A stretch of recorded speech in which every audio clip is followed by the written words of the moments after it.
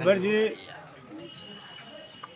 NDA में आप शामिल हुए, जो सूचना थी कि खुद शीर्ष नेतृत्व भाजपा का आपको एनडीए में शामिल कराया और उसके बाद से समर्थकों को आपके मंत्रिमंडल में शामिल होने की उम्मीद थी।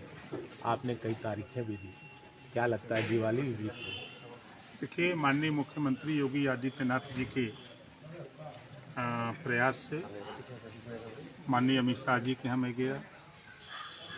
उसके पहले हमारी माननीय प्रधानमंत्री जी से बात 2022 के चुनाव के पहले उनके तरफ से प्रयासरत ये हो रहा था चुनाव के टाइम कि आप गठबंधन छोड़ करके आप आ जाओ हमारे साथ, गठबंधन कर लो। हमने कहा नहीं, अभी ये हम नहीं करते, हम जिनके साथ हैं चुनाव तक उनके साथ रहेंगे। तो उन्होंने 24 की बात की थी, तो हमने कहा कि 24 टाइम आएगा तो हम आपकी मदद करेंगे। तो सबकी राय से हम वहाँ गए हैं। मंत्रिमंडल के संबंध में जो बात तय है कि मंत्रिमंडल का विस्तार होगा तो आपको शामिल किया जाएगा। जहाँ तक सवाल आपको कि हमारे तरफ से तारीख, मैंने कोई तारीख नहीं दी। अखबार टीवी में जो भी बातें आई, हमसे अगर पूछा गया तो हमने कहा था कि हम 7 तारीख को बताएंगे, क्योंकि 7 को हमारी बात हुई थी कि मंत्रिमंडल विस्तार की क्या संभावना है। तो उधर से बात आई कि अभी हम लोग चुनाव में व्यस्त हैं और चुनाव में जो मध्य प्रदेश का चुनाव बीत जाता है तो फिर इस पर चर्चा होगी। तो ये माना जाए कि मध्य प्रदेश के चुनाव या जो 5 राज्यों के चुनाव हो रहे हैं, इसके बाद मंत्रिमंडल विस्तार की संभावना है।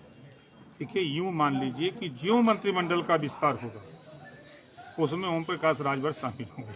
अभी आप एक चीज़ कह रहे थे कि समीक्षा बैठक जब आप कर रहे थे तो अभी मैं सुन रहा था, आपने कहा कि जैसे ही मंत्रिमंडल विस्तार होगा ओम प्रकाश राजभर को कोई इग्नोर नहीं कर सकता। ये समर्थकों में केवल जोश भरने वाली बात थी या? मैं फिर कह रहा हूँ कि जिस दिन मंत्रिमंडल का विस्तार होगा उस दिन ओम प्रकाश राजभर सरकार में शामिल होंगे। एक बयान आपका बहुत तहलका मचाया हुआ है, अब वो आप अभी बोल रहे थे, हम चाहेंगे कि उसका भी आप स्पष्ट कर देते कि एनडीए के कुछ साथी आपके संपर्क में हैं। देखिए, हमारा संपर्क इंडिया के हमारा सबसे संपर्क रहता है। अब हम भी चाय पीने जाते हैं, वो भी चाय पीने जाते हैं, राजनीति अपनी जगह है। जब देश के बड़े नेता एक साथ बैठ करके चाय पीते हैं और छोटे कार्यकर्ता नीचे आपस में बेचारे लड़ते हैं, उसी बात पर मैंने कहा कि हमारी बात सबसे होती है। आपने देखा होगा कि एक बयान, मैं महाराष्ट्र गया था, बॉम्बे, उद्धव ठाकरे जी का बयान शायद याद होगा। उन्होंने कहा कि ओम प्रकाश जी, आप हमसे समझौता कर लो तो हम यहाँ के चुनाव को जो है, हम चुनाव आसानी से जीत जाएंगे, मुझे किसी की ज़रूरत नहीं है। मैं बिहार गया था तो मैं जाकर के वहाँ खुद, तो पिछले साल मैं गया था तो नीतीश जी ने खुद कहा था कि हमसे मिल लीजिएगा महाराज, तो जाइएगा। मैं उनसे भी मिला, जाकर के मिला था जब जेल में थे लालू जी रांची, वहाँ जाके मिला। तेजस्वी से दिल्ली मिला, मिलते रहते हैं सबसे। मायावती जी से बात होती है, अखिलेश जी से बात होती, किससे नहीं बात। मतलब राजनीति में अपार संभावनाएं हैं। अभी देखिए, राजनीति में नीचे जा रहा है बच्चा, कौन नेता किसके साथ कब जाएगा कोई गारंटी नहीं। उदाहरण हम आपको बता दें, 17 के चुनाव में कांग्रेस पार्टी के संबंध में समाजवादी पार्टी ने कहा ना कि इनके पास कुछ नहीं, हमारी सबसे बड़ी भूल थी जो गठबंधन की। और फिर 24 के चुनाव के लिए गठबंधन। और मायावती जी ने कहा कि 2 जून की घटना को लेकर मायावती जी ने कहा कि अब कभी जीवन में सपा से गठबंधन नहीं। 19 में फिर हो गया। भारतीय जनता पार्टी को लेकर के लोग कहते हैं कि मुसलमानों की दुश्मन, महबूबा मुफ्ती अलगाववाद की राजनीति करने वाली पार्टी, उससे गठबंधन हुआ, 2 साल सरकार चली।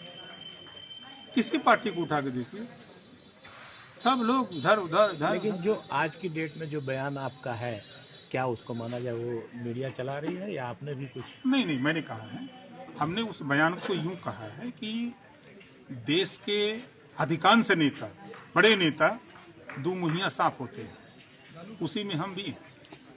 हम अपने को अलग नहीं रखते भाई इस नाते की झूठ हम नहीं बोलते। सर 2024 अब बाकी बातें अफवाह समझी जाए। सब वही देखिए, राजनीति में चाहे आपकी टीविया में का चली, कुछ चले के चाहिए ना, कुछ राजो भर के दिखाए के चाहिए कुछ। सर 2024 में कितनी सीटों पे चुनाव लड़ने जा रहे हैं आप लोकसभा? देखिए, हम 80 सीट पर लड़ेंगे हम लोग, पहली बात यूपी में। और जहाँ तक हमारी पार्टी का सवाल है, हम तैयारी तो 80 सीट पर कर रहे हैं। हम 3 सीट मांग रहे हैं, बिहार में 2 सीट मांग रहे हैं। वो सीट कौन कौन सी है अगर बिहार वाली? बिहार में हम पश्चिमी चंपारण की एक सीट है, नालंदा नवादा की सीट है, एक सीट है आपकी बक्सर। और उत्तर प्रदेश में? उत्तर प्रदेश में कौनो सीट मिल जाए। गाजीपुर के बारे में क्या विचार है? गाजीपुर मिल जाए तो लड़ल जाए। गाजीपुर से उम्मीद की जाए? अब सीट मिल जाए तो एकदम फाइनल है ना, वैसा फाइनल ये माना जा रहा है कि ओम प्रकाश राजभर के खाते में ये सीट जा सकती है। और एक शिगुफा भी उड़ रहा है कि ब्रजेश सिंह के घर से कोई कैंडिडेट आ सकता है। देखिए, अभी तक तो ये खबर चलती थी कि ओम प्रकाश राजभर का मुख्तार अंसारी से संबंध है। आपने कहा भी है। बिल्कुल कहता हूँ। अब आप कह रहे हैं ना कि ब्रजेश सिंह के परिवार से आ सकता है, उनसे भी संबंध है, हमारा सबसे संबंध है। संबंध के मामले में नहीं हम पीछे रहते हैं। तो अब देखिए, नेतृत्व के ऊपर है, दिल्ली का नेतृत्व जो तय करेगा वो चुनाव लड़ेगा। रही बात जो सीट हम लोगों को मिलेगी, हमारी पार्टी से प्रत्याशी है। मंत्री जी, एक मामला और उठता है बिहार की, चूंकि आप चर्चा की है, तो बिहार में जिस तरीके से विधानसभा में मुख्यमंत्री जी ने एक इशारा किया था, आपने देखा होगा, तो उसको लेके क्या कहेंगे सर? देखिए, हम उनके बयान से सहमत नहीं हैं। हिंदू धर्म के मामले में एक बात कही जाती है कि जब 60 साल के ऊपर के लोग हो जाते हैं तो कभी कभी कुछ जबान से अपशब्द निकल जाते हैं, ऐसी विडंबना लोग कहते हैं, वही बात है। स्वामी प्रसाद मौर्य का एक बयान लक्ष्मी जी पे आया है। हमको तो लगता है कि स्वामी प्रसाद मौर्य जी को पीजीआई भर्ती होना चाहिए। ये संविधान की बात नहीं मानते। शपथ लेते हैं, 5 साल जब मलाई खाना था तो भारतीय जनता पार्टी के साथ मलाई खाए, तब सरस्वती जी, लक्ष्मी जी और रामायण की चौपाई रामायण नहीं दिखाई दिया। 5 साल थे ना, 4 बार लगातार बहुजन समाज पार्टी में मंत्री थे, तब नहीं दिखाई दिया। अब सत्ता से बेदखल होने के बाद दिमाग का दिवालियापन हो गया। बाबा साहब डॉक्टर अम्बेडकर जी ने संविधान में व्यवस्था दी है कि सभी लोगों को अपने अपने धर्म को मानने मनाने की व्यवस्था है। किसी के धर्म के खिलाफ किसी को टिप्पणी करने का नहीं। आप अपने धर्म को मानते हो, उसका प्रचार करो, उसके विषय में जनता को बताओ। आप किसी के धर्म की क्यों खिलाफत करते हो? ऐसा नहीं होना चाहिए।